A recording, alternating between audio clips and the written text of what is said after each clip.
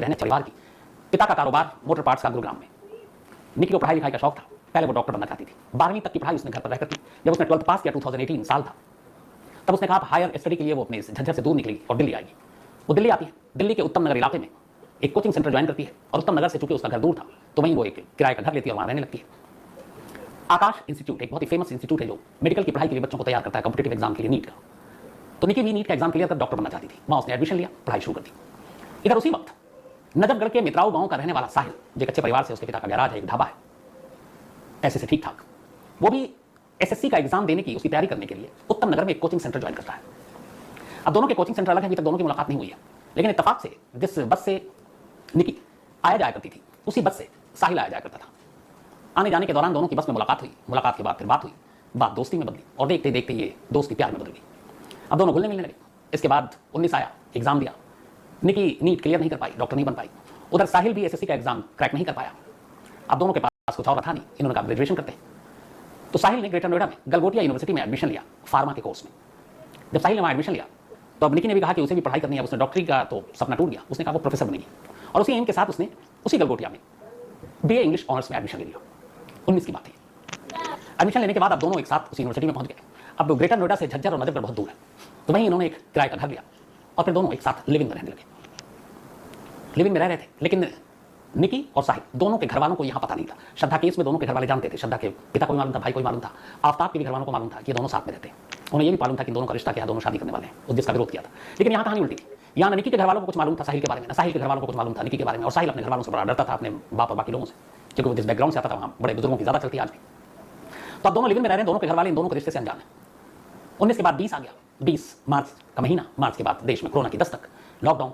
अब दोनों को मजबूरी की वजह से ग्रेटर नोएडा का वो घर छोड़ना पड़ा और दोनों लॉकडाउन और कोरोना के चलते माँ बाप परेशान थे। वापस घर बुला लिया, कॉलेज भी बंद हो चुका था, अब सब कुछ वर्क फ्रॉम होम हो रहा था, ऑनलाइन क्लासेस हो रही थी। तो निकी भी वहाँ से ग्रेटर नोएडा से अपने घर पहुँच जाती है झज्जर, साहिल भी वहाँ से अपने घर पहुँच जाता है नजफगढ़। अब दोनों ही अपना ऑनलाइन क्लास एग्जाम सब चल रहा है, लेकिन फोन पे और उस पर दोनों कॉन्टेक्ट में। और बीच में जब फिर लंबे अरसे के बाद लॉकडाउन खत्म हुआ, दोनों का मिलना मिलाना जारी और ये सब कुछ चल रहा है। इसी बीच में फिर दोनों के रिश्ते इस तरह से चलते रहते हैं। कोरोना खत्म हो जाता है, 22 आते आते सब कुछ फिर नॉर्मल हो गया, दुनिया ढर्रे पर आ गई, कॉलेज खुलने लगे, ऑफलाइन क्लासेस अब शुरू हो गई। तो इसी के बाद फिर से अब निकी जो है वो उत्तम नगर के बिंदापुर में एक किराए पे घर लेती है और वहाँ स्टडी के नाम पर पढ़ने लगती है, वहीं रहती है।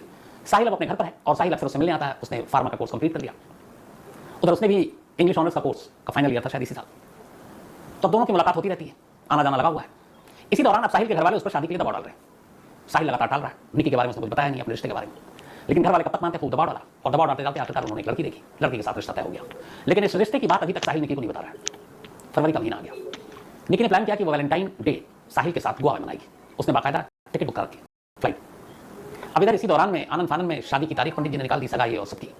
अब सगाई की तारीख निकली 9 फरवरी और शादी की 10 फरवरी। सगाई दिन में, शादी रात में। अभी तक साहिल ने निकी को कुछ नहीं बताया।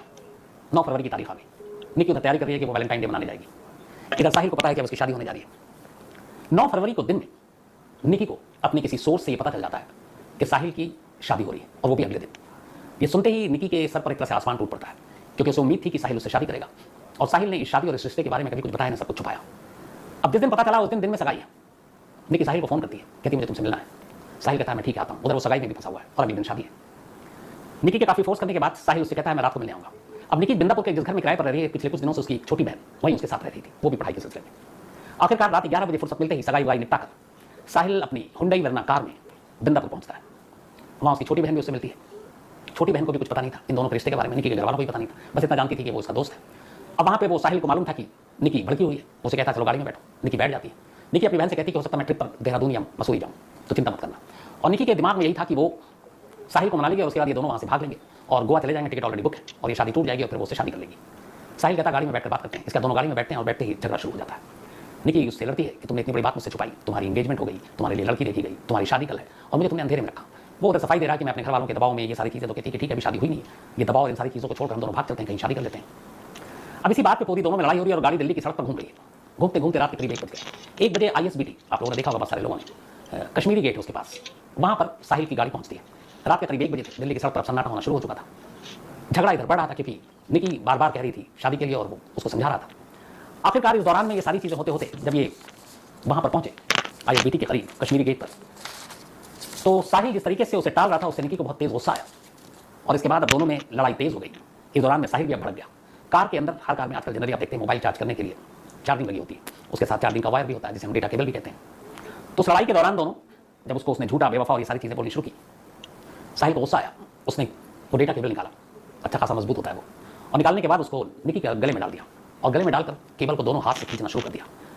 निकी उस केबल से निकलने के लिए छटपटाती रही, लेकिन केबल इतनी बारीक होती है, आपने देखा होगा, और वो इतनी सख्ती से पकड़ा था कि उसे अपनी उंगलियां उस केबल के अंदर डालने का मौका नहीं मिला ताकि वो केबल से हटाकर सांसें ले सके। थोड़ी ही देर के बाद साहिल अपनी उसी गर्लफ्रेंड को अपने ही डेटा केबल से गला घोट कर मार चुका था।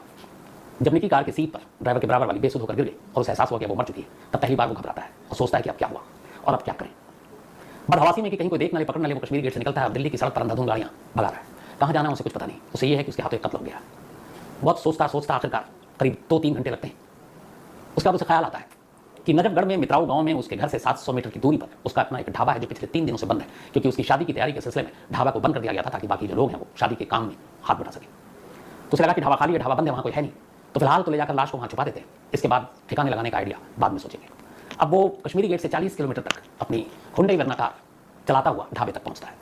रात का वक्त था, आपको याद है, अभी श्रद्धा हो चुका, उससे पहले कंझावला हो चुका, कई केस हुए। एक जगह पर भी किसी मोड़ पर, किसी नाके पर पुलिस की टीम ने साहिल को नहीं रोका, ना उसकी कार को रोकी कि भैया रात को इतने कहाँ जा रहे हो, कार की तलाशी नहीं ली कि कुछ गड़बड़ तो नहीं है, और उस कार में एक लाश है। तो एक लाश को लेकर वो 2-3 घंटे तक दिल्ली की सड़कों पर घूमता रहा और फिर कश्मीरी गेट से 40 किलोमीटर दूर पहुंचकर अपने उस ढाबे के अंदर जाता है, कार को वहां लगाता है।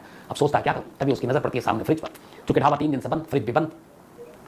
वो लाश को निकालता है, लाश को निकालकर उस फ्रिज के ट्रे को हटाता है जो नीचे 2-3 ट्रे होते हैं, और उसमें निकी की लाश को ठूंस देता है। ठूंसने के बाद फ्रिज को बंद कर देता है और फ्रिज के दरवाजे के ऊपर एक रस्सी है उसकी, वो एक तरह से फ्रिज के दरवाजे को लॉक कर देता है। ये सब करने के बाद करीब 3 से 4 के दरमियान वो घर लौटता है। घर वालों को लगता है सगाई या दोस्तों के साथ पार्टी कर रहा होगा।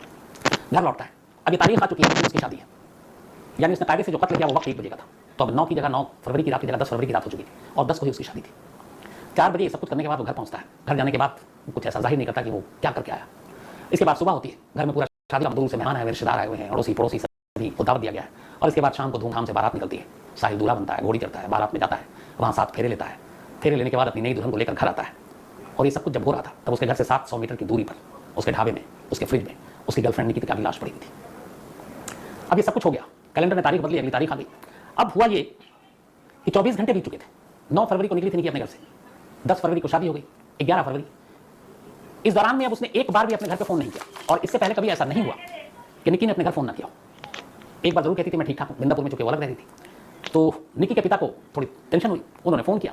निकी के साथ एक दोस्त भी थी, उसने कहा कि नहीं वो यहाँ बिंदापुर घर पे तो है नहीं। निकी की बहन भी थी, उसने फिर अपने पिता को बताया कि नहीं उसका एक दोस्त आया था साहिल, और वो दोनों साथ गए, और दीदी कह रही थी कि वो शायद देहरादून और मनाली जाएंगे। तो पिता को थोड़ा लगा कि चलो ठीक है कहीं बाहर गई होगी, लेकिन फिर अगले दिन भी कॉल नहीं आया तो उन्हें तनाव हुआ। तो उन्होंने कहा कि वो दोस्त कौन है।